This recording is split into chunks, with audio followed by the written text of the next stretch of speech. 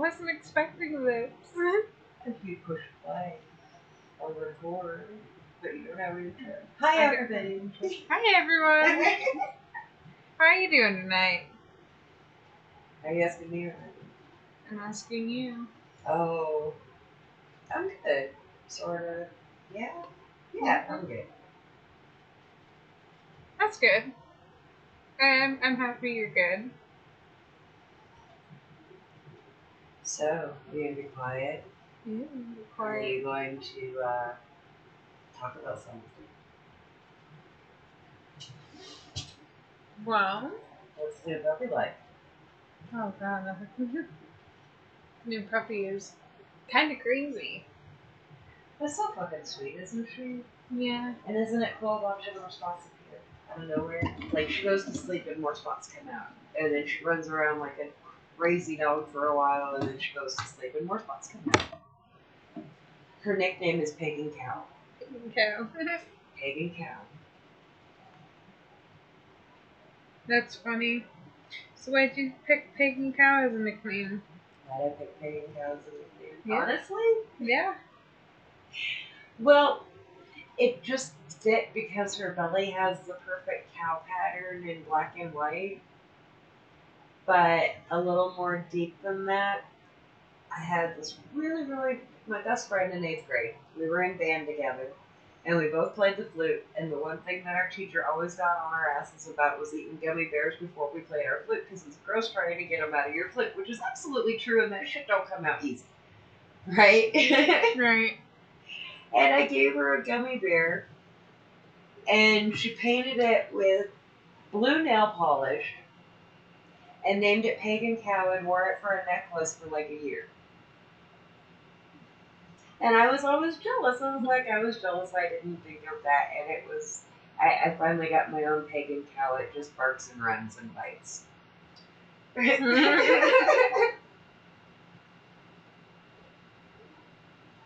You're funny. Sometimes, but looks aren't everything. Good point. So, that was supposed to lead us into the, I think you should go first. Oh, so we're going to talk about our day? Because mine is a little more in-depth than yours because it's been many years. And it's almost a different belief as to what it is for. But each of us have an item that we always wear. That we do.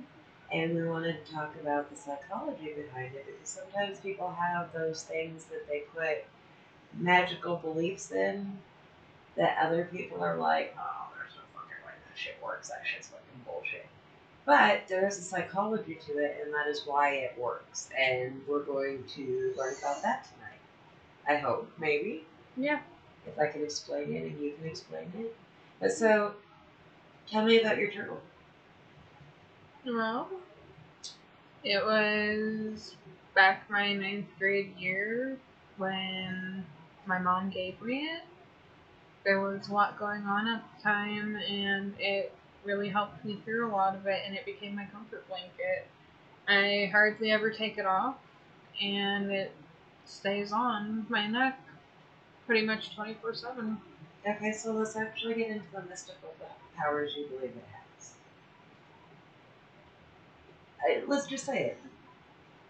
It's part of your reality. It's okay. It's part of your reality, and nobody else has to understand it. Well, there's two things I feel like it does. It heals, and it protects. Okay, and why do you think it does that? That I'm not. Okay, I know you had a really sure. weird hippie type mom that was all about stones and crystals and shit while you were growing up, but not like that crazy weird shit, but like that they had held a certain ability. And what about your citrine? You want to tell them about your citrine? Goodness, That's a way back one, wasn't it? It is, and you know what's crazy about it? What? It was the only stone to take away my nightmares, which I've always had a problem with my whole life. And why did you get the citrine? To help with the nightmares. Okay, what are the metaphysical properties of citrine? I don't They know. help with nightmares. Okay, there's a story with the citrine that a lot of people have never heard that's actually quite beautiful. And what it is that the sun is a lion. And the sun loved all the people of the land. And he would watch over them and he would relish in their joy. But he went around so he would see the people on the other side. And when he left the side that in darkness, they would cry because they missed the sun. So the sun loved these people so much that he left pieces of himself in the earth, and that is the citrine. And that was so that we would have a piece of the light even in the darkness. Beautiful story, isn't it? Yeah, it is. But yeah, the citrine used to help with my nightmares. Mm-hmm. And I passed that down to my younger brother. And the story. Yep, and the story. I remember giving it to him because he was having so many nightmares. And it worked, didn't it? Yes, it did. Okay. Can you think of any other stones that you had? We used to have. We used to go and collect stones. All the time. Anya and her rocks. So many rocks in her pockets, the rocks were heavier than her. And that little girl was a trooper because she wanted her fucking rocks and she walked them herself. So yeah, we used to go rock hounding all the time. I know we had amethyst too. Yes, you really liked the amethyst a lot. I don't know, something about it just felt good. And quartz, rose quartz. You remember my coffee can? You guys used to always go through my coffee can, and you guys knew every single stone in it. And then I had them all over the house, but the coffee can ones were the special ones. Yeah, they were. Okay, so there is that. You were brought up on the belief that these stones held a property that was told to you, right? Mm-hmm. Well, isn't that how? Okay, first off, that's how religion and everything works, right? We Right. pass our morals and our beliefs down to our children because we feel that that is what's right in the world. Right. Okay, so story of my jade. Um, my dad's girlfriend was from New Zealand when I was like 10 years old. And her parents came from New Zealand to visit us, and we went to the museum. And they had this sculpted stone display that was just absolutely breathtaking and probably part of my fixation with stones. But the stone that spoke to me was the jade, and I fell in love with the jade. And every piece, I was like, look, there's jade, look, there's jade, look, there's jade. Okay, when I'm at the museum right now and I go up to the Aztec and Inca exhibit, I'm in heaven because it's a room of nothing but jade. But they went home, and a couple of years later, they sent me my necklace from New Zealand because I loved it so much, and they wanted to thank us for taking them and seeing that and spending the time we did with them. And I never wore it because I didn't want to lose it, but it was always with me somehow, like in my pocket or something like that. And then every once in a while, I'd put it away because, yeah, I didn't want to lose it. It was one of my favorite things in the world.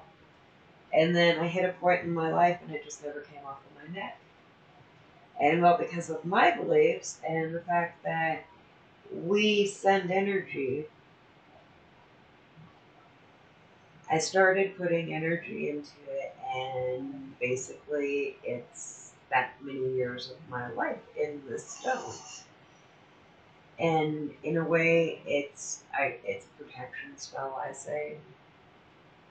And this is all subjective. That's what everybody needs to understand. Because people are like, oh, that hocus pocus shit. Well, it's all subjective. This is my reality, how I choose to view my reality. But that's what I think. Okay? So the psychology behind it. When you assign memories and feelings to an object, you're infusing them with your energy because it's your intent, right? Right. And this is true in every religion. Abracadabra, say it and it shall be, right? Say it and it is. Another way it is that some people, like some of this is bad memories. And it's feelings, but what it is it's the stuff that I don't want to take up my mind that would probably eat me alive. And it's locked in a vault in my head with the Sex Pistols. Which keep creeping out, motherfuckers!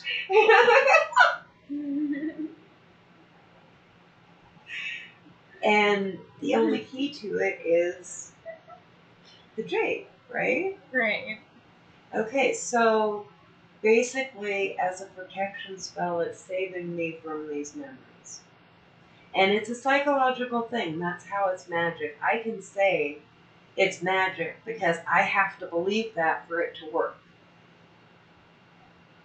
Right? Right. And it protects me, and I have to believe that for it to work. But when I need to, I can call on all those memories because the jade will trigger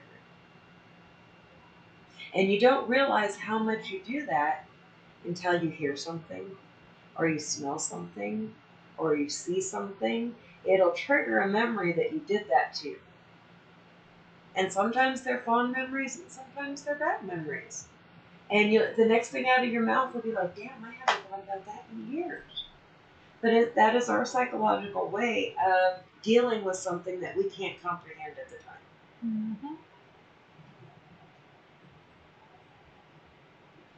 So therefore, that object becomes magic because you know it holds that, but you don't want to be anywhere near it. Yeah, right? Right. Or you wear it to remind you, I know you're there, but you're not going to affect me anymore. And a lot of times that's what my jade is. I know you're there, but you're not going to hurt my future.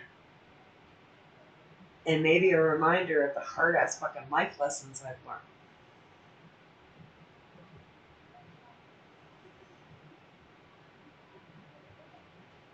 Yeah. You know that this was the first piece of jewelry you've given me that I've actually kept. Yeah, I know. Butthead. My God. Actually, no, I have your amber ladybug that broke. Mm-hmm. I have it in my jewelry box. Actually, you gave it to me. I've packed it away somewhere safe. That was on it. Oh, and by the way, amber absorbs negative energy, supposedly. And it works because when you wear it and look at it, you're thinking no fucking negative energy. And you make conscious effort to stay the fuck away from negative energy. So basically, it's an intent. I want this stone. I told my kid, it'll get rid of your nightmares. There's the story that goes behind it. The story makes it believable. And as long as she believed it did that, it would serve its purpose. It's almost like an urban legend. Exactly. That's the whole psychology of life, honey. We create our own reality. We believe what we believe, regardless of what anybody tells us. And we all individually live in our own realities. How that reality pans out is all up to you and your attitude and your perceptions. Trust me, I've been a mad bitch in my life. Some pissed off motherfucking bitch in my life. I didn't do anything productive in that time. When I started letting everything go and just being, it's when everything came together. Yeah. There was still the fights. There was still bad shit going on, but it was the beginning of becoming who I am now. I never thought of it that way. Well, you know what? Life is about the journey. The whole experience of being a human is about the journey. It's not where you're going. That could change at any second. It's about what you have done and learned from it that you take forward with you and how you use it. People do fucked up shit. A lot of it, they have no control over. You know, it just I don't know how to say it without offending a bunch of fucking people, so I'm just gonna shut my mouth on that one. No? Why don't you tell me about the right frequencies? No. No. No. No. We're not opening that can of worms. Not tonight. Oh, that'd be a beautiful can of worms to open. No, we're not going to talk about that. But if anybody's interested, it's Royal Raymond Rife. And supposedly, and I believe this to be true, he found a cure for 68 diseases, including cancer, using frequencies. And he worked with Nikola Tesla, and they together created the super microscope. I don't remember. I can never remember what it's fucking called. But the thing that lets you see cells, they're the ones that created that together. So check him out. He's fucking badass. But I'm not opening that can of worms tonight. Because then we get into Hitler and World War II and all sorts of crazy shit. And a fucking time machine. And I'm not going there. Okay? I'm just not fucking going there. And if y'all can follow that whole line of events, I applaud you.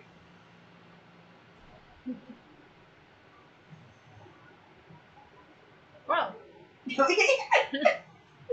Don't get me all riled up, goddammit. It's friendly, right? No, because then I sound really fucking crazy to people when it's actually quite logical. They just can't fucking see it. Logic. If the world knew what I knew, they'd be like, what the fuck is really going on here? Yeah. You know, I'd rather talk about the fucking energy balls than fucking. Right, but that's what it's about. Yeah, it is about the same.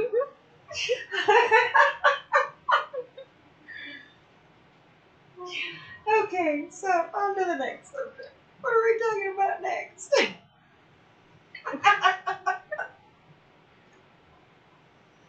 Oh, goodness. She tried to get me all riled up about something. About them Sex Pistols. The who? Ha ha ha The ha. who? I don't know who you're talking about. Okay, I like one song by him. Oh. I liked his shitty rendition of I Did It My Way. But that is the punk rock girl in me, because you could not watch that and not be like, God damn, you're a sexy motherfucker. And it's Frank fucking Sinatra, come on. But other than that, fuck no, he destroyed an entire genre of music just by being a fucking dick. That's my fucking honest opinion, fight me on it. I don't give a fuck. That's why they're in the bottom of the ocean. Yes, that's why the Sex Pistols are in the fucking...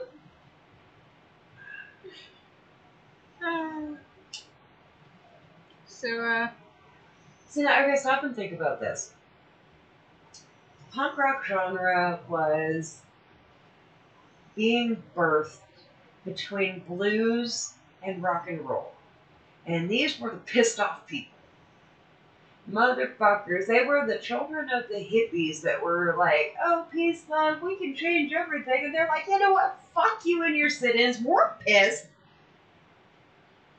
I like to smoke pot too, but fuck, come on, a little action here. If you listen to Bad Religion is so fucking political and so fucking spot on. Real punk rock music was about changing the system by pointing out shit that, you know, this is how it really is out here, guys. And we're fucking pissed. Right? Right. And then it turned into a bunch of hate shit. That's where punk rock lost me. I'm like, You know, I'm down with I'm pissed at the government and people for being dumb shits, but I ain't down with that shit. Fuck no. Hell fucking no. And then to watch that whole scene deteriorate into what it did was just horrific. Yet you studied a whole culture with people. I did. And... Honey, let's stop and think about this for a second. At this point in time, I have studied many cultures from inside of them because it is natural to go back and reflect on these things that you didn't know back then that you can see now and analyze them. And if you can truly separate from them, you can see what was really going on. And that's exactly what they teach you to do with anthropology is you have to look at the small pieces, the medium pieces, and the big fucking picture. Because all of it affects all of it. Right? Right. And you have to be able to put it together and critically think about the whole situation and see things that you may not be directly obvious at first. Or something that would be clouded in your mind because of the emotions you're feeling towards it. Yeah.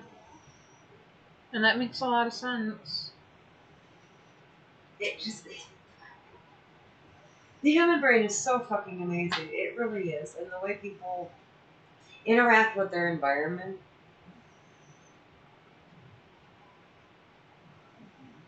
Tell me more about that. I'm the girl that built a forest and a fucking flower garden and a couple lakes and a big old aquarium in Minecraft. What does that tell you about my relationship with the world? You'd much rather be out in nature? And there ain't no fucking people in my village but you and the kids.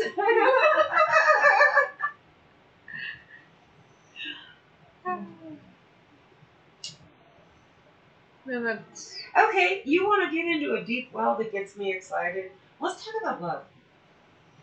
Ooh. Okay, so...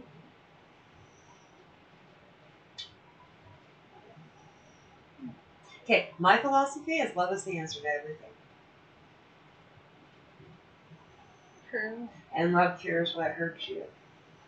Well, and then you have some cases where sometimes the right person comes into your life at one of the weirdest times. Yeah, that does happen.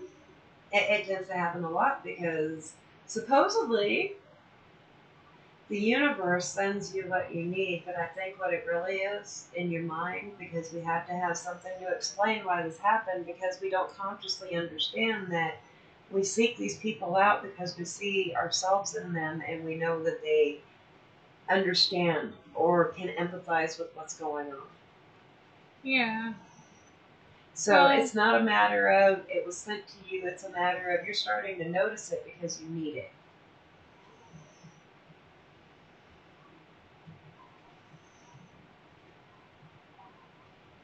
Yeah. And love comes in many forms, honey. It does. And love never hurts. No, love doesn't hurt. You do? Have you ever had a heartbreak? Honey, I've had many. My whole life has been a heartbreak. But I still believe love is the answer to everything. True. I mean, you do You know feel why? that hurt, but not for long. Hang on a second. You know what the problem was? Huh. Is that I love at a different level than most people do. So of course my heart's going to be broken because nobody's going to love me the way that I love people. Okay? And I've come to accept that. And, well, you know, there's certain things that I require. And if you can fulfill that and be happy about doing it, then yeah. Yeah, I'm not a needy girl that needs somebody there all the fucking time, you know? It's like, if I know you're in my corner, I'm fucking good.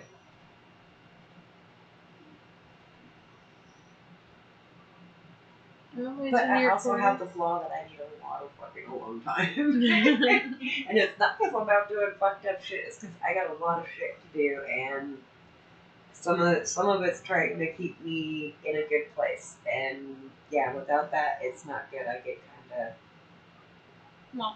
angry at the world. Leave me alone. Yep. Don't look at me. Don't touch me. Yeah.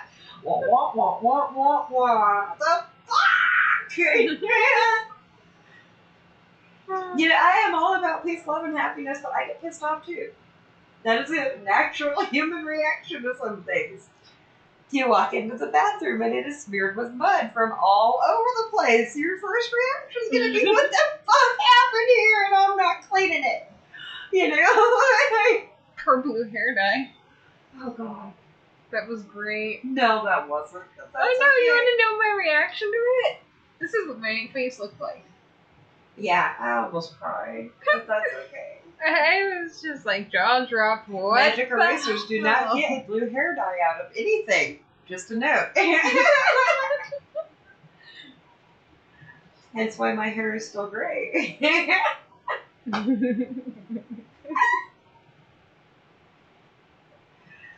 But anyhow. Goodness. Talking about the beautiful gray in your hair. I like it. I grayed like Turner. That's what I always wanted. I've been waiting for my hair to turn gray since like 7th grade. So I could look like the witch I am. That's what it seems to be all my life. Burn the witch. I'm like, alright, but you gotta catch me first. You know, you say that, and I'm just sitting here like, burr, baby, burr. You see, the problem is that people expect life to be fair. And it's not. It never is. And they think that, well, if I was like these people, I'd be better. And you know what? That creates a whole different set of problems. You know what my biggest problem with people that I grew up with was? And there were exceptions to this, don't get me wrong, but they were so shallow. And okay, granted, at the time the girls weren't supposed to be super smart, but goddamn, seriously. Oh my god, I got so drunk last night. Flap. Okay, stop and think about this, and I don't think that much has changed with a lot of stuff. They did a poll with, I can't remember how many women it was. They even did a YouTube thing on it, if I remember correctly. And they were asking women to sign a petition to end women's suffrage. And a bunch of women signed it and didn't even think about it. That makes me sad for my generation. We obviously failed. Yeah. You know, I was thinking about this the other night. I don't know why, but my Aunt Renee, this was back in the 80s. So things weren't anywhere near like they were today. And she had a baby out of wedlock. She was a career woman. And she was rocking that shit. Right? Mm-hmm. And this is in the 80s when it was fucking hard as fuck to do that. And my mom and her other sister used to sit there and talk about how crazy she was. And don't ever be like her. And I'm like, why wouldn't I want to be like that? That's fucking badass. But that's the world I grew up in. And today there's so many opportunities for women, it's sad. But it's also the psychology of it, right? What's the psychology behind that? There's one very simple reason why we will always be beneath men, and that's what they will see. And it's ingrained in our DNA. And it comes from Homo sapien, it comes from probably Neanderthal to Homo sapien. And that is the fact that they need to protect us because without us, there is no reproducing, right? Right. We are animals, after all, correct? Correct. We are mammals. We are part of the animal kingdom. What is the most basic instinct of animals? Eat and fuck. And maybe play a bit. To make sure that their genes pass on. Well, that's something that's ingrained in our DNA. That's part of who we are.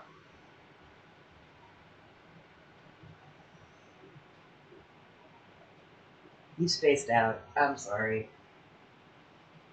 No, I get what you're saying. It's quite interesting. You can put a lot for me. Yeah, you can. And the thing that people don't understand is a lot of our emotions are very primal.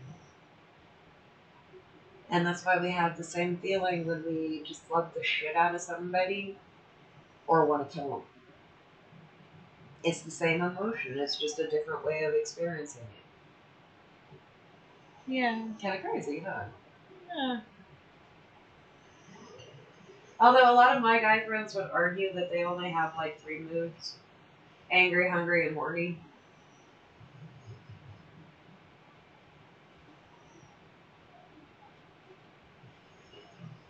Three minutes. Okay, your turn. You're done. No fucking it, I'm done. I don't want to learn about no fucking Neanderthal, even though I'm part Neanderthal. Yes, by the way, they found out that pretty much that every person on this planet has Neanderthal DNA in them. It's a very small percentage, but it's there.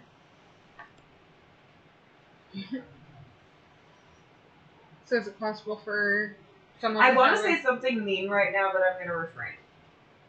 something mean, huh? Yes. Wise, man. Yeah, what is this? Oh, goodness.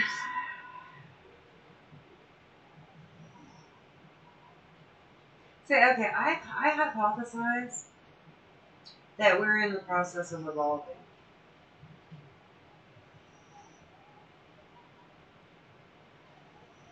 Yeah. And I'm terrified for the next thing they give the evolution.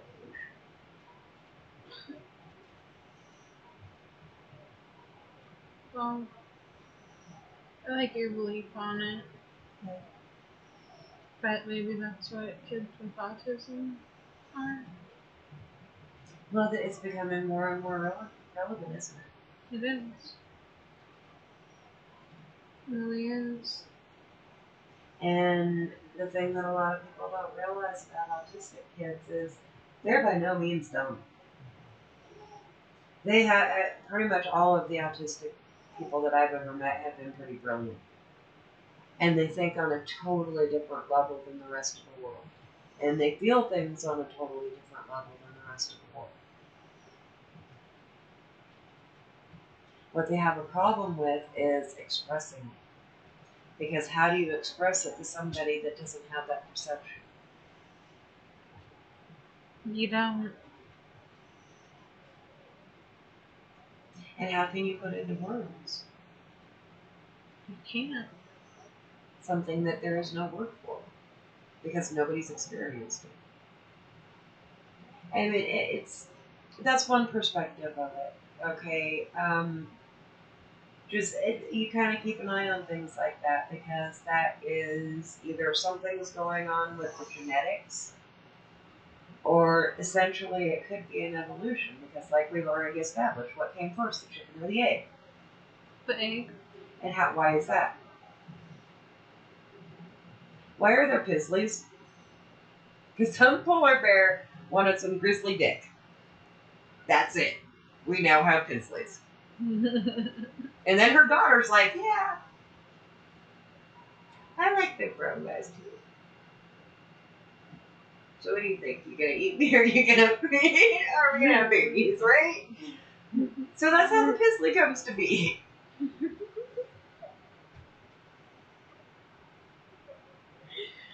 Maybe she was a revolutionary woman and saw what was coming. You never know. Because we were talking about that earlier, weren't we? Yeah, we were. Tell them about the video that I showed you yesterday. I know it's sad, but explain what it was. What it was explaining. How dolphins mourn the loss of their child. Of their family members, but that one just so happened to be a baby dolphin. And they were caressing the baby dolphin and trying to make it move and holding it up above the water so that it could breathe, and it was already gone. But they do mourn. There are also whales that mourn the loss of their children. And we know that elephants do, right? Right. Okay, so doesn't that mean that if they can mourn something like that when most animals are not reluctant to eat their children? I don't know why we don't do that sometimes. I'm kidding, I'm so fucking kidding. Well, we probably did it one time. Oh, this one's a bad seed. Nom, nom, nom, nom. This one's even worse. Send them off with the dwarfs. And they really did that. The Vikings really did that. When they had dwarf children that were literal dwarfs, they would send them to live with the dwarfs in the mountains. It's fucking cool shit. It really was like, that's like really what they did. So they were around their own people. Yes, history, documented shit, not like cool shit. Anyhow, I forgot what we were on about. I'm done. I was actually enjoying your dork talk. Oh, it's cool. It's actually pretty cool. There's a lot of stuff about history that people would be like, what? Because today it would be a fantasy movie. Yeah, it would. But the only way to really enjoy knowing about history is to be able to understand that they thought differently back then.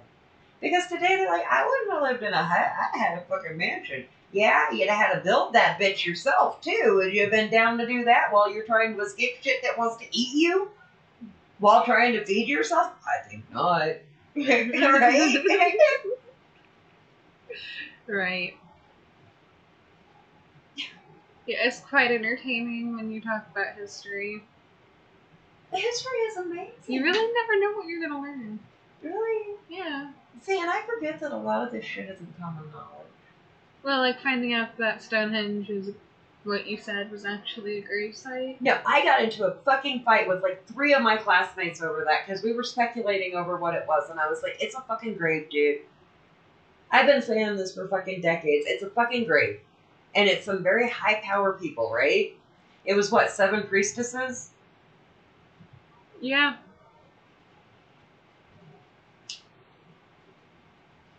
You know what gave it away? Hmm. The energy field. And that, don't, we're not gonna talk about the energy balls, god damn it! You tricked me. You're an asshole! Okay, you really want me to talk about it? Yeah, I do. Okay, so I've already established that I believe in nature and science, right? Mm-hmm. Okay, so there's probably much debate over this, but my thought process on it from my experience and what I think I know, like I said, I think I know because I may not know it, is that we are energy, right?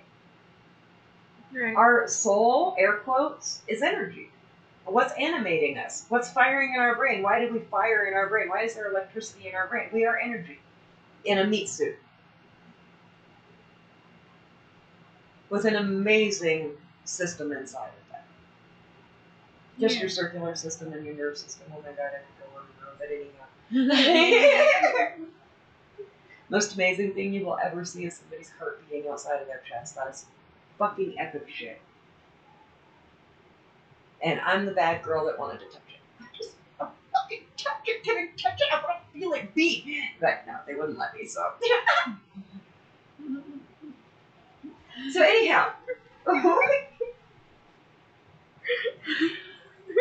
We are energy. I want to touch it. Let me touch it. I asked him one time if I could too. No. I'm so sorry. I just want. Can I look? Fuck yeah, you can come look. And it's like gross as shit. Looking down into somebody's chest cavity and seeing their legs split wide the fuck open to the what's that? An artery that's down there, or is that a vein? It's a artery. It's an artery because they take part of your artery and put it in for because it's usually bypass surgery that I was seeing. But yeah, they let me come over and look down into it. It was like cool shit. Like your ribcage is literally open like this, and you can see your lungs. They like push your lung to the side, so and the heart's like literally out of the chest, like pumping way up above the fucking lungs. It's like crazy. And it kind of looks like a liver. You know when you get the liver in the package? That's what it looks like, but it's a muscle. I don't know how to explain it. It was fucking cool shit, though.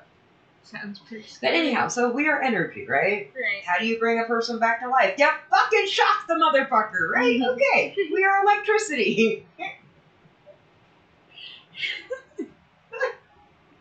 And all I heard was zap. Clear! Sorry, oh god, you're mean. Okay, so. Now this is my hypothesis, I may be totally fucking wrong, okay?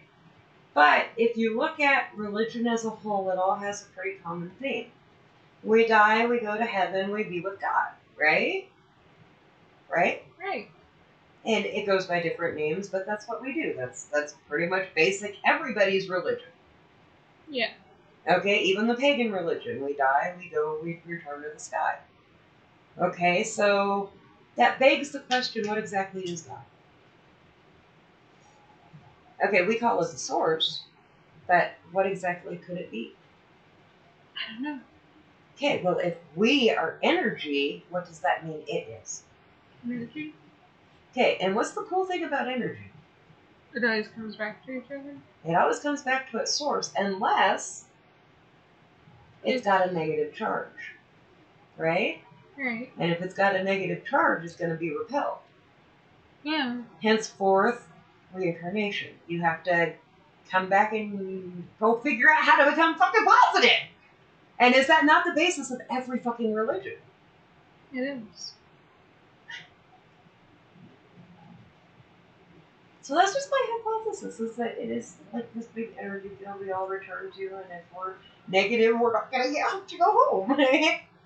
And that's why I always say until I meet again with the people that die, because, well, we will, because we all go back. And it's not heaven or hell, because energy doesn't feel or see or hear or anything. Right? Right. Unless you're in a meat suit. There, you open. Ow. Why you open that can of worms? I'm excited. Oh god, that fucking hurts. A nice can of worms. I literally cracked my rib coughing.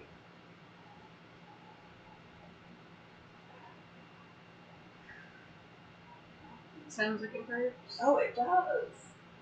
It wasn't as bad as when I broke the ones in the back, but fuck, it does not feel good. And whenever I cough, it's like. Agony. But I will live. I will heal. Because I'm human and we do that. So I don't know. What do you think? I mean, I know what you were taught by me, but you were also taught other religions and stuff. I mean, I don't know that you know as much as the science of the whole psychology and shit behind it and whatnot that I do, but what would your take on it be? I don't, but I can tell you what I believe. Well, let me hear it. I believe that this can be heaven or hell for us. It's just up to us what we choose. Yeah? And that one day we'll return to the source. And do you believe that because I told you that, or do you believe that because it's logical? Because it's logical. Okay. And that's my problem, is I'm overly logical. I'm like, I can see some of this might, but a lot of it doesn't fit. Okay, we also can go to, and there's a lot of debate about this test, but 20 years ago, a scientist, I think it was in Chicago, I read, was testing people and weighing them at the time of death. And supposedly the human soul weighs 21 grams.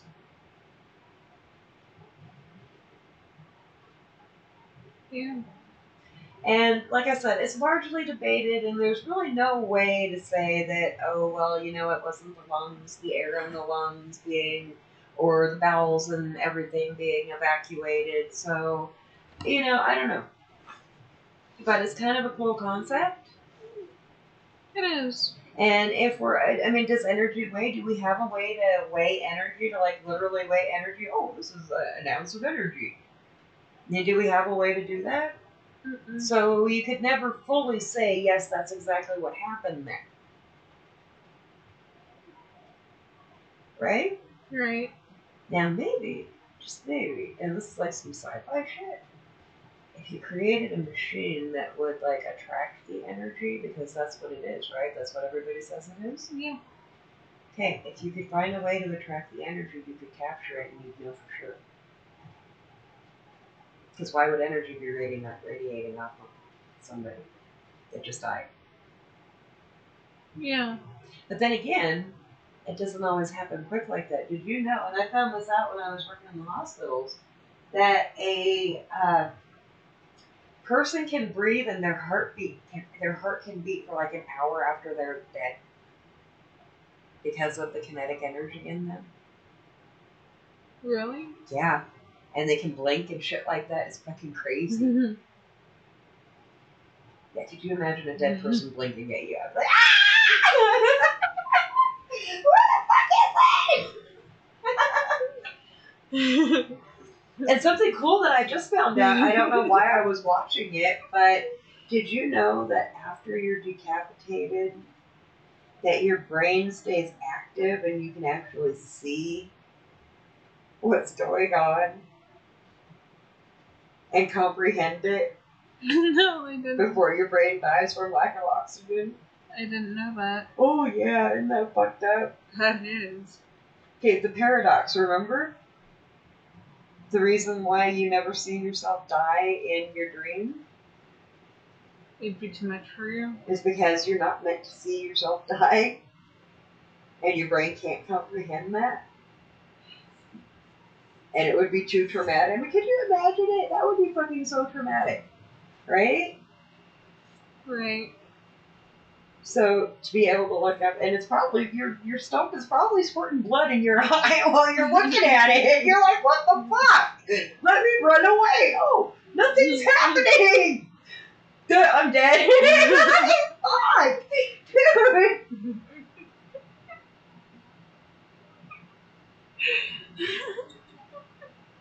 Not a funny topic, but fuck. And it's actually one of the most humane ways to be killed. That's sad. That is sad. Just your reaction to it has me over here like. You know, it's funny. You know, it's like one of the strangest things I ever believed. Hmm.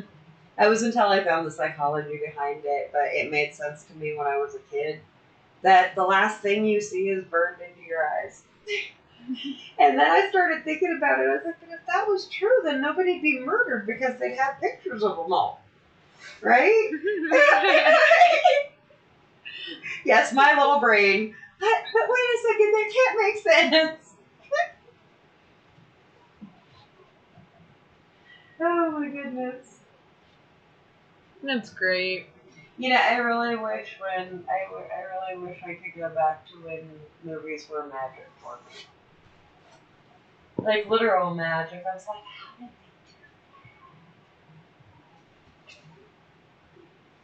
And now you're just like, it's gonna burn. they? Now I'm like, what? You can see the fucking wire, dude. It's like they fucked up the helmet. What the fuck? It didn't even look like her hair isn't even the same. Are you kidding? You couldn't even fucking match that up. Yeah, I know, it's horrible, isn't it? Yeah. What are you doing? I don't know. I'm wandering around aimlessly, looking for something I don't know. Trying not to step on a dog that's not there. So that was a fun one today. What do you think? Do you think I explained it to her well? I do. So, Rowan told me today that she wanted her black hope. And, well, that's Coda. She just kind of does funny stuff. Like the cats, we have two cats, Anubis and Stalka. And Stalka's a tuxedo cat, and Anubis is black with a white diamond on her chest that's like really little. So, Stalka is Black Anubis. And she tells me she wants black hope today, and I asked her about Coda, and I sat down with her and explained to her about what was going on, and she told me her heart is gone, and it broke my heart. I was just like, oh my god. But I think she finally got it. And that's one of the hardest things in the world is to explain death to a small child. Especially something they're used to seeing every day, all the time, that comforts them when they're sad.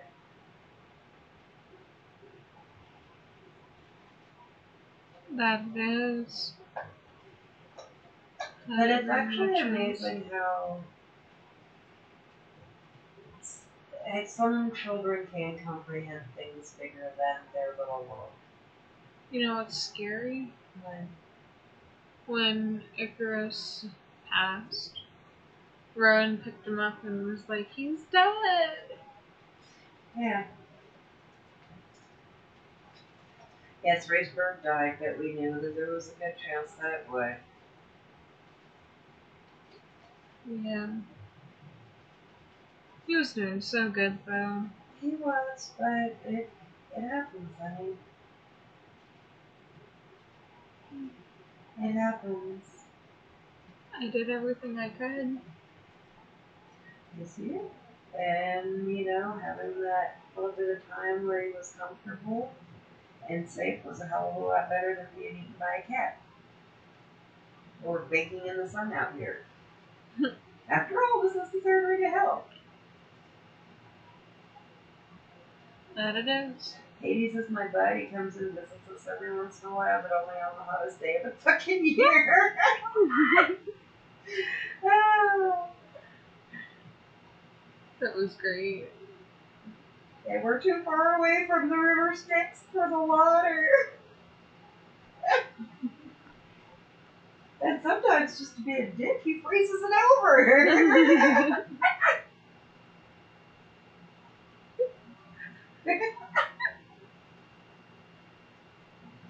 Oh. Yeah, thank you. It's been good to laugh. We're not free from it yet. It's been a serious couple of months here. It's just like, that shit takes a toll on you. It does. But in the end, you just gotta pick yourself up, dust yourself off, and keep going.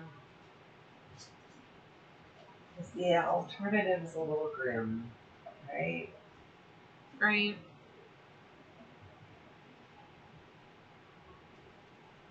Yeah, you're right. It's your turn to find something to talk about. I'm done being smart for the night. I'm gonna be a dinky.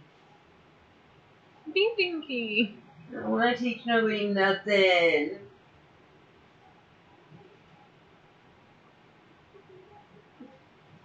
Is your jade one of your favorite colors green? No. Jade comes in many colors. And no, that's not one of my favorite colors. When we moved when I was 16 out of my pink room, which I absolutely hated by that point, 5-year-old me was an asshole to 16-year-old me, let me tell you. I like pink. There was enough pink in that room to make me want to shoot rainbows. Seriously. But when we moved, my room had this really pretty wallpaper that was flowers and this dark forest green. And that's when I started really liking green. Because at that point, my favorite color was black. I was angry. It was black. Everything was black. Fuck it. Black, black, black, black. Oh my god. My stepmom went out and bought me an entire wardrobe for Christmas one year. That was all the fucking pastel colors that I can't wear anyway because I'm fucking see-through. Right? I'm see-through white. And I look like I'm fucking glowing alien in fucking neon colors. Because all I ever wore was black and red.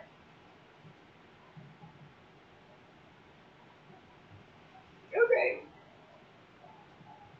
Still just black and red. I wear other colors these days, just not a lot of pink. So if you see me in pink, that's something fucking special. But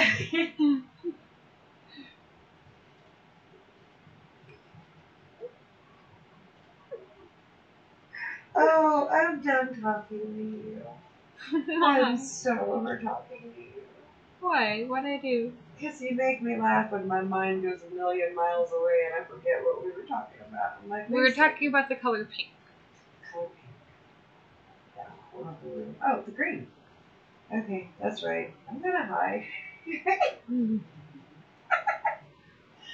But I liked the green, and then I kind of started coming out of the I'm angry at everything, and green became the color of life, and that's why green's my favorite color.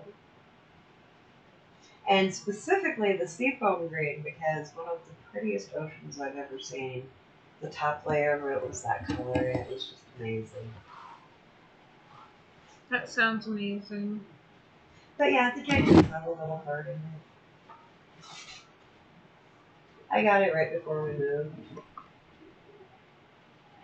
But yeah, like I said, 5-year-old me was an asshole to 16-year-old me.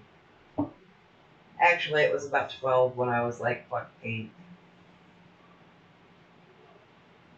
But the secret I usually don't tell people. And some people my age would probably get this because I was all about pink And we used to watch Happy Days. My nickname growing up was Pinky.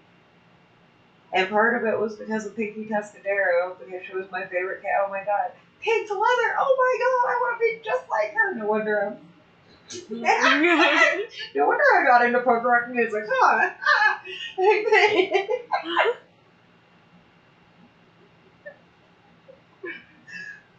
But the other one was from my older brother because I was as big as his Pinky. Because up until like 5th grade, I was like tiny. Like between 5th and 6th grade, I shot up a whole foot.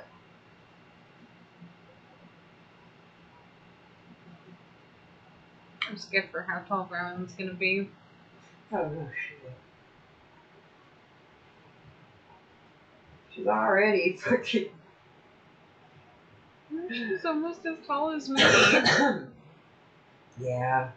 That's all good. It's all good. That it is. Yeah, people get so caught up on physical appearances that they never see the real person behind all of it. Yeah. And sometimes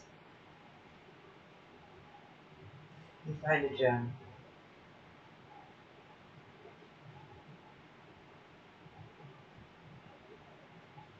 So I don't know, a friend of mine and I were talking about that, the, what's it called, the test thing that I had to take. The personality test? Yeah, who is it? It's Myers-Briggs. Yeah. And I know a lot of people are like, I don't put stock in that, but it's kind of cool, and actually, psychologically speaking, it does tell you a lot about yourself. Because it's all about behaviors and thought processes. And yes, you can pretty much narrow down certain specific traits about people with certain thought processes. Okay? And what was yours? Wasn't it like the designer or something like that? Yes, it was the designer. Yeah. It told me a lot about how, I forget what it said. But I was the designer and it's like messy and unorganized. Yeah. But determined to do what they seek out to do. Yeah. I thought it was pretty accurate. I did too. Mine was dead on, and it's kind of scary. But I get why I never felt like I've ever really truly connected with anybody in my life before, because they are not out there very much.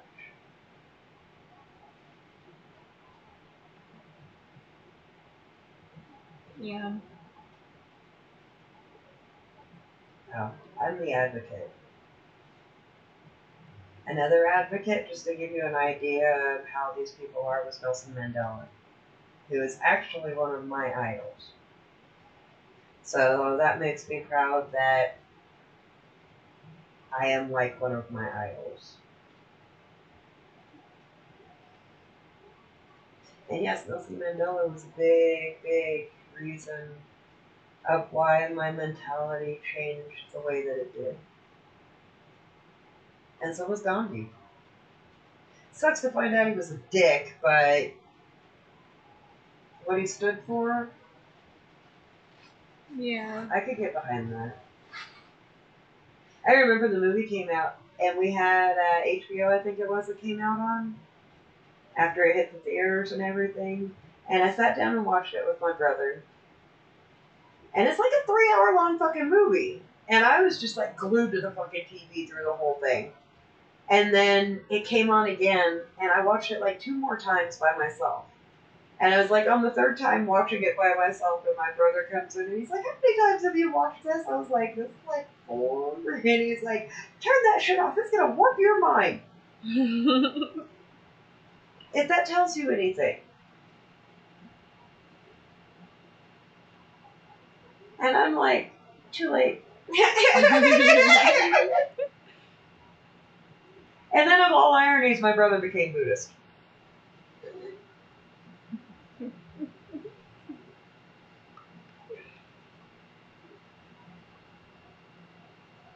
Well, I love it.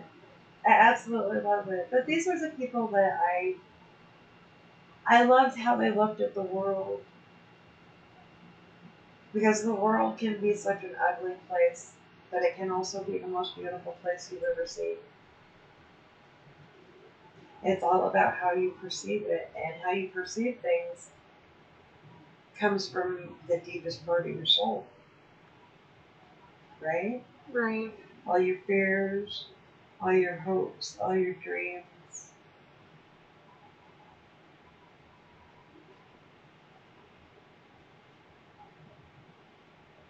The heart, it's a deep subject, a deep well. A very deep one. Very deep well. It shows love. Love's a deep well. It is, but it's also very simple. Can be. What do you mean can be? Why would it not be simple? Like you said, there's many different types of love. There is. Like, there are people who like to be sadistic. There are people who like. Okay, so stay away from the sadistic ones. That was a hard lesson I had to learn on my own.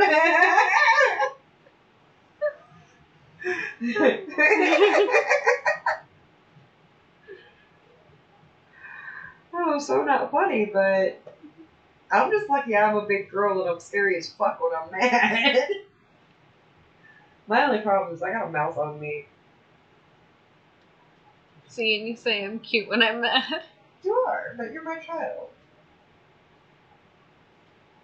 Yeah, people have tried to tell me I'm cute when I'm mad until I turn around and they look at me and my eyes are fucking yellow. And they're like, oh my god, what the fuck is wrong with you?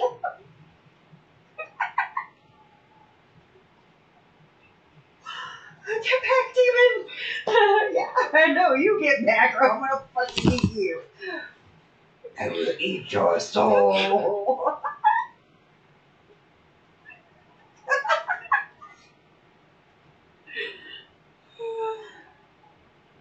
I don't know why, but my eyes have always really tripped people out.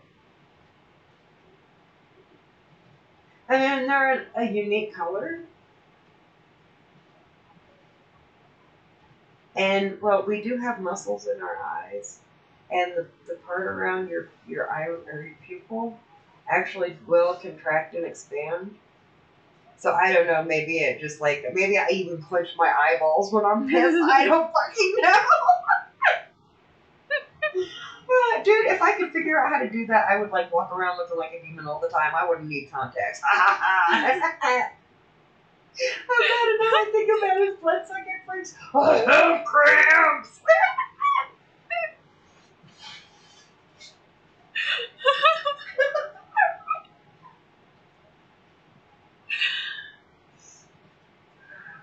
Goodness. But people always tell me that they don't, a lot of people can't hold my eyes. And it's because they say it's like I look right through them. And I'm like, what do you mean? It's like, I'm there, but you're not looking at me. I'm like, I know. I have the same problem with the yellow. I know. And that brown spot expands to you. Yeah. Yeah. Oh, people freak Yes, I when have a that mutant happens. daughter too. People freak when that happens because it looks really weird and it looks like it like bleeds into the yellow. I would love to go to a doctor over a broken bone or something like that, or an injury, and not have them tell me, oh my god, you have really unique bones. Can I study you? I've never seen that before, but you see what I'm talking about? Like there's something with my wrists. One of my bones, the bone that's supposed to be lower, is actually higher. Mm-hmm. I had that same problem too. First time I ever found out you could sprain your wrist, they told me through an x-ray they saw that, and I was like, what? Now I thought it was cool because through the X-ray you could actually there was still a chip in my bone and you could see the crack. And he showed me. He's like, well, you were lucky because it went right back into place where it was supposed to go. And he's like, it was broken. There's a fucking crack right here, and you can see the chip gone. And he said what probably happened is when I went to go I was picking Rowan up. Is what probably happened is because my shoulder injury, the tendon was a little fucked up, and it caught it, and the tendon actually cut the bone or pulled the bone off. Damn. Yeah, your tendons can do that shit. I didn't fucking know that. I didn't know that either. That's pretty crazy. I could have looked straight at one of my tendons, but I was too chicken shit to look. I was done after the blood spurted across the room. I was like, no, I ain't look. And then when the paramedic almost puked looking at it, I was like, yep, I ain't looking. Enough to make a paramedic puke, huh? It was enough to make the paramedic puke, yes.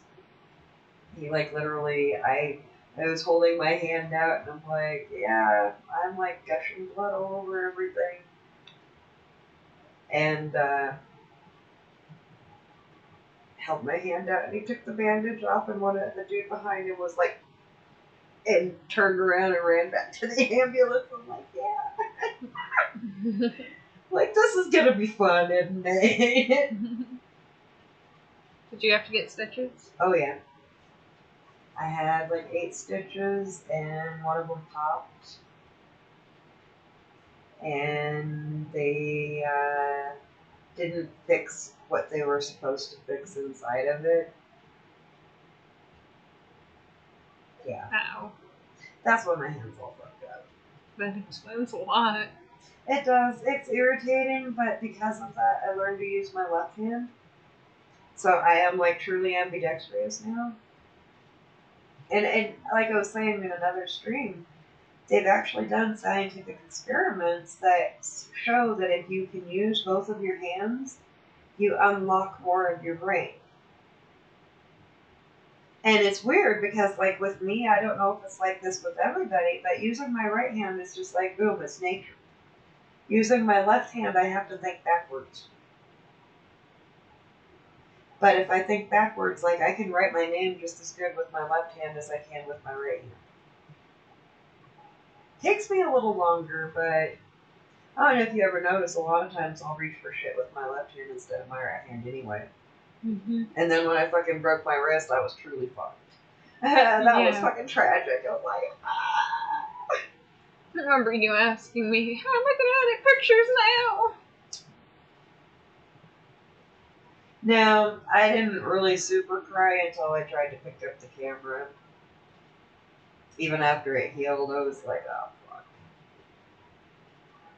It was pretty sore after the second show, but it was nothing too major, and I have full range of motion back. But yeah, it gets a little stiff sometimes when I overwork it. Sucky thing about the human body, it heals, but never like it was. Uh-oh. I saw that look. Hmm? Saw that look. No, okay. Okay. Like, really? I'm okay. Maybe I'm not. Jeez, you're sitting here talking about your hand and it's... Maybe I'm tired. I laugh too much. And now my ribs hurt. Oh, God. Anyhow, so, what do you want to talk about? I was expecting you after that look in your face to be like, fuck out my street.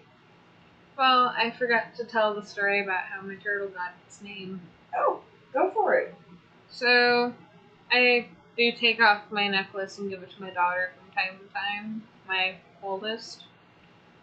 And she tells her grandma that my turtle's name is Inky. So, hence the title, Hi, I'm Inky, wanna play? No, you gotta say it the way she said it. That was too fucking cute. How'd she say it?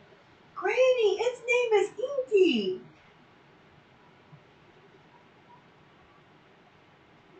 Aww.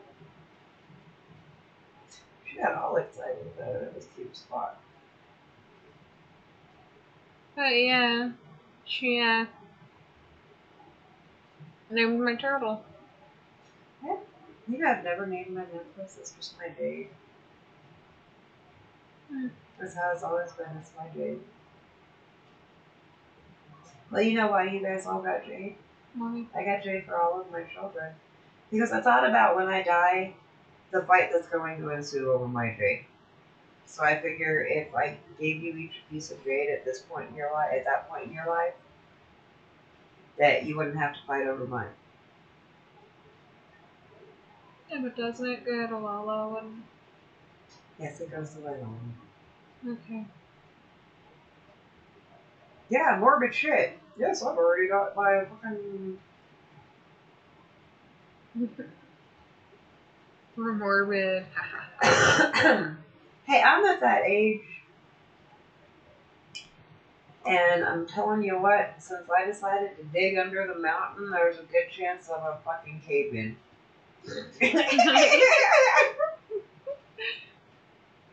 Because I might have ended up going down instead of across.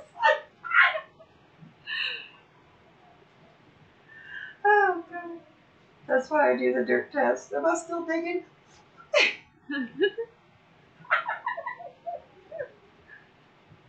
I was having an interesting conversation with one of the ladies at Herman's. And there was a couple of people talking, and I got pulled into the conversation, and they were talking about being young. I'm like, oh, fuck that. I'm like, dude, people don't realize life don't start until 40. By the time you're 40, you know who the fuck you are or where you're going. Right? Right. You've had enough time to make your fucking mistakes. And by then, you've decided what you're going to do from that point forward. And then life being the funny fucker that it is like, okay, now you know who you are. Now you got to dodge a fucking heart attack. All right.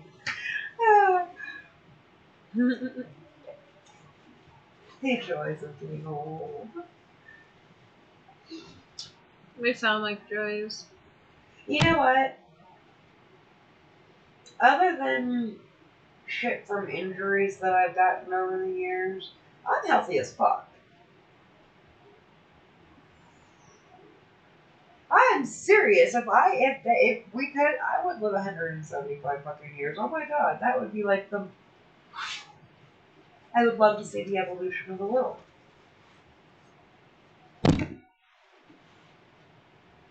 Yeah. Yes, I would be the hermit lady living in a little cottage in the middle of the woods in the middle of fucking nowhere because fuck society. But I'd love to watch it.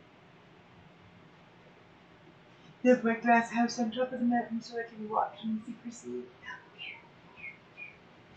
That's it.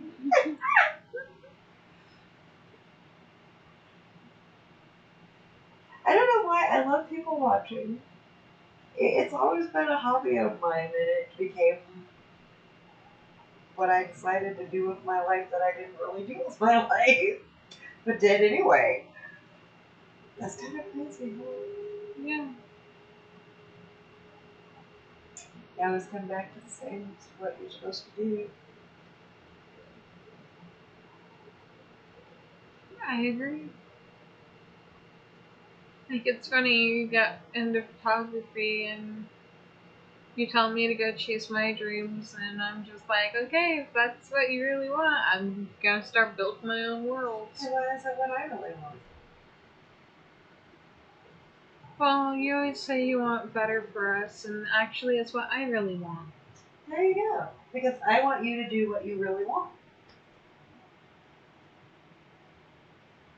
I've always wanted to build my own worlds. You know why? Because my biggest regret in this whole thing is that I didn't start sooner. Because I doubted myself so much, and I've listened to all the naysayers, and I didn't start it soon.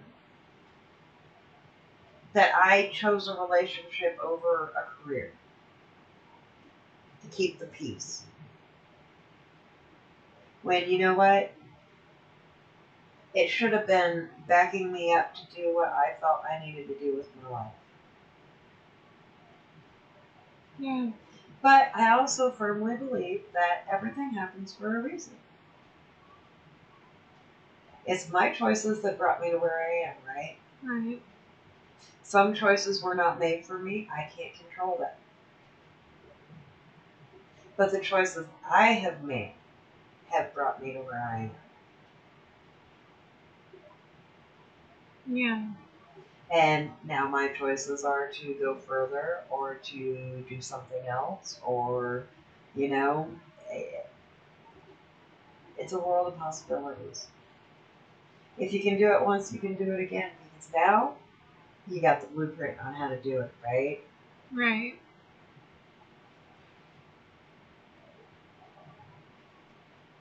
Right. So it's rather simple. And well, if you study people, you have an endless amount of fucking fodder for your fire plot. I still want to make horror movies. Still one of my horror movies, huh? Still want to make horror movies. And I'm gonna film my fucking iguana documentary, even if it's 15 fucking minutes and I die.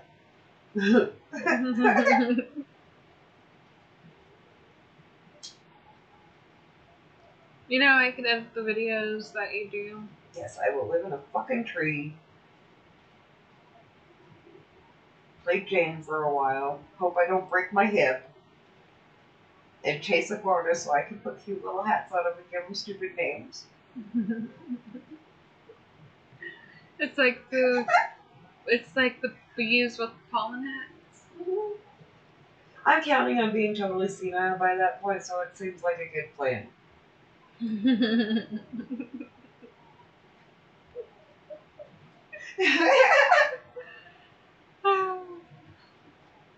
I get, oh, my babies, they're eating seaweed. I don't know why my kids like seaweed.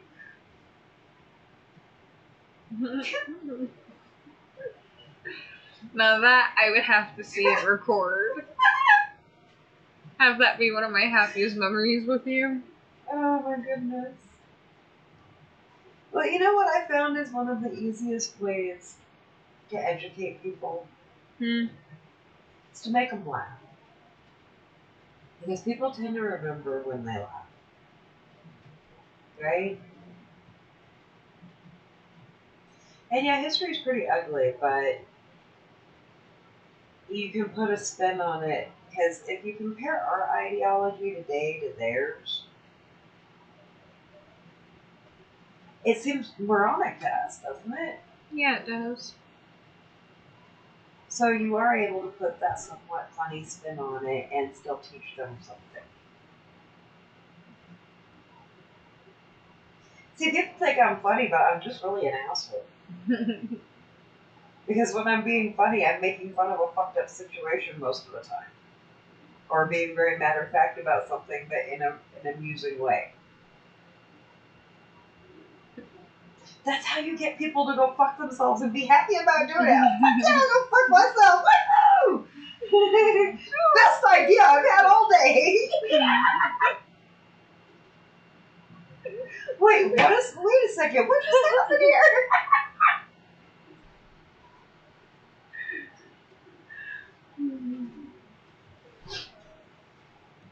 No, what really pisses people off is when you start analyzing them while they're arguing with you. And why do you feel that way?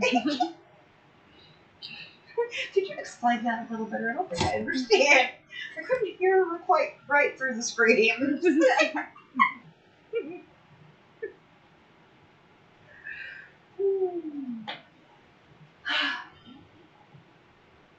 Goodness.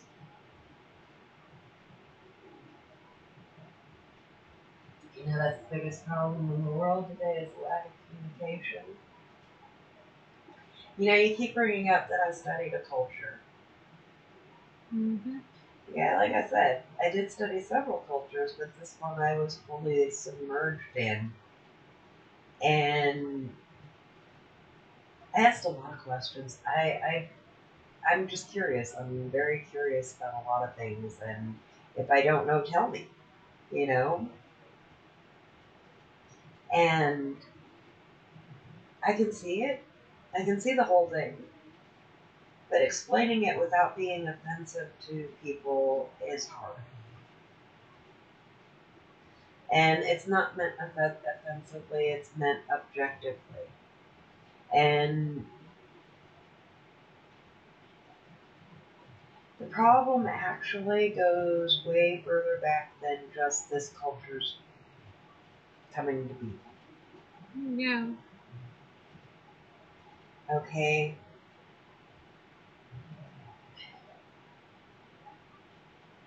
When we settled down as human beings, it was the luck of the draw, right? Right. Some people got a plot of land that produced a lot of food, or found a mine that produced a lot of whatever ore they were going for, or had a very successful farm. And then there were other people that didn't have that luck of the draw. So in turn, the people that had made the rules for the had-nots. Do you see how that coincides with today? Yeah. Well, the majority of this culture is the had-nots. And that is why it is so misunderstood, because the people that should be understanding of it to actually see the world as it is, ignore it or discount it or downgrade it. Does that make sense? That makes a lot of sense. And that's why there is that problem there. But the problem is that because of this, they don't know what they don't know. Right? Right. When you are born into a certain social class, you learn from that community. And they don't generally mix, do they? Yeah, they don't. But we all lose sight of the fact that we're all human. And that maybe some people had other opportunities, other people didn't, but that doesn't make them any less human.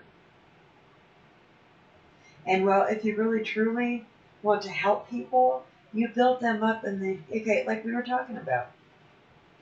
The one of the things that fucked me up the most and gave me a really good understanding about people that are from a different place than me was I was telling somebody, hey, there's always two roads you can take. The choice is yours. And the person turns around and looks at me and says, but what makes you think I saw two roads? And that made me take a step back. Because I'm like, wait a second. I thought about my childhood and I saw a simple road. This is what I had to do with my life. And then a person came into my life that showed me that this isn't how life has to be. And that deterred me off of that path onto this other path. One path I could have been a heartless fucking monster, and the other path led to me. And I'm fucking happy with me. So sometimes you do need that person to show you the other path. And that's the problem, is that nobody is willing to show people that other path. Yeah. And we gotta understand, nobody's perfect. Right? Right. There are good and bad and medium and whatever people in every culture. You can't just blame one group of people or one person for an entire culture. But then you have the people, and this happens in all classes, right? Right. That do fucked up shit because that's what their class does. And this happens in all of the classes. You may be down here and want to be up here, but up here ain't any better. Up here gives you a whole different set of problems. Whereas down here is A different set of problems. Right? right. So no matter where you go, there's always going to be a different set of problems. No matter where you go, you're always going to be there. Right? Right. So maybe the problem isn't your class or where you are in life, it's you. Yeah. And your perception of things.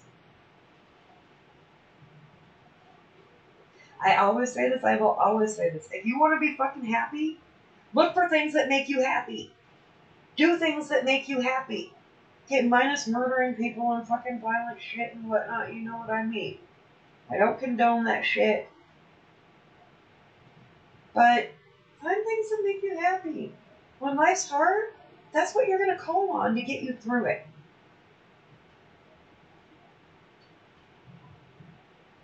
And that's where everybody went wrong. Happiness is this car.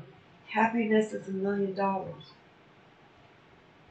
Happiness is being with someone. Happiness is knowing yourself. And knowing what makes you happy before the world tried to tell you what you were supposed to like. And how you were supposed to act and who you were supposed to be. Yeah. So be all unapologetically you. Yeah. And you know what? There's several versions of me, and depending on how you are with me and where I am, depends on what version of me you get. Yeah. Business version of me is all business and very quiet with people I don't know. Good friend me is kind of like our stream tonight.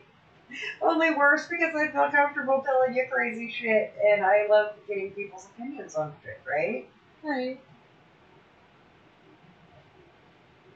Yeah, you do like getting opinions from other people. Well, I do, because I like to see other people's perspectives. Because how can I truly see the world if I can't actually see it from other people's eyes?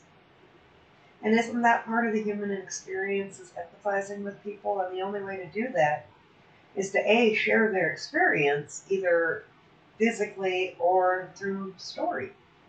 Yeah. Why do we have music? Why do we have fucking TV? Why do we have fucking movies? Why is the entertainment business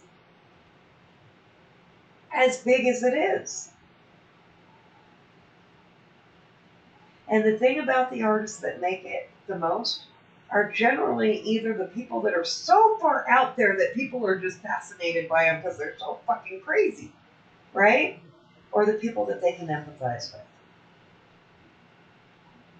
This music speaks to my soul. This person gets me. That's exactly what I would have said. I've said that before. I totally feel this because it describes a piece of how I feel in my life.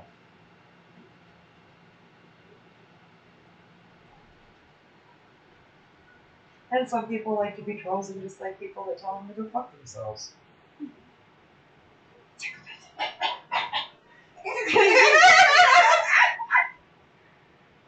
God damn it, get back there! Bottom of the ocean, motherfucker!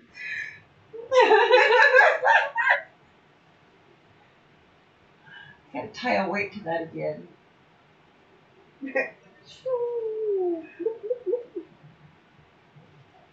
Yeah, the bubbles are just brain farts.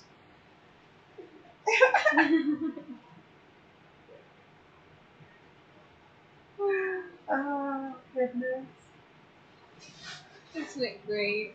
Oh, it is. It's so wonderful. Are you done picking my brain for the night? Anything else you want me to fucking...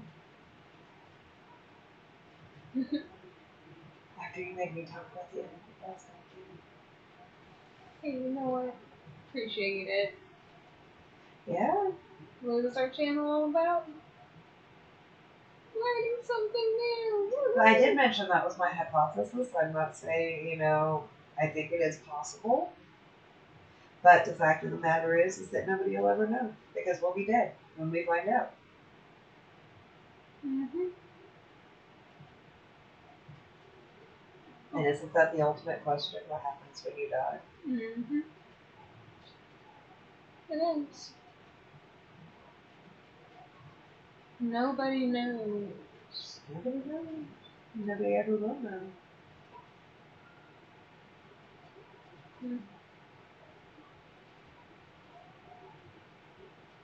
Anyway. Anyhow. Oh, get the fuck off my stream, goddammit! Fuck you!